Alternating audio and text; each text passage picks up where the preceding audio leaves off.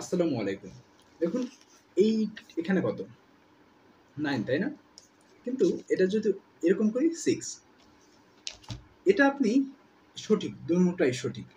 দেখুন আমি যদি এটা এখান থেকে দেখি আমার পাশ থেকে এরকম যদি রাখি, এটা আমি দেখি 9 কিন্তু অপর পাশ থেকে যদি কেউ দেখে তাহলে এটা 6 আমারটাও সঠিক, তারটাও সঠিক। কিন্তু এখন আমি যদি আর্গুমেন্টে যাই, "না, আমি যেটা বলেছি এটাই সঠিক, আপনারটা ভুল।"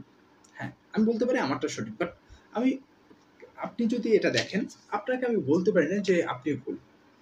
কারণ আমি যদি এখান থেকে ঘুরে আপনার সাইডে যাই, তাহলে আমি এটা দেখতে পাবো হচ্ছে 6 কিন্তু আমি যদি আমার স্থানে বসে আপনার অবস্থানকে জাজ করতে চাই, তাহলে কিন্তু এটা হয় না। আমরা যদি একে অন্যের মতকে প্রাধান্য দেই যে, আমি যেটা বলেছি, না আমি বলেছি এটা 9 অ্যা আপনি বলেছেন এটা 6 আমি যদি আমারটাও মেনে আপনারটাও মেনে নেই, অর্থাৎ একটা সম অবস্থান তৈরি হয়ে যায়। না, এটা ২ টাই হবে।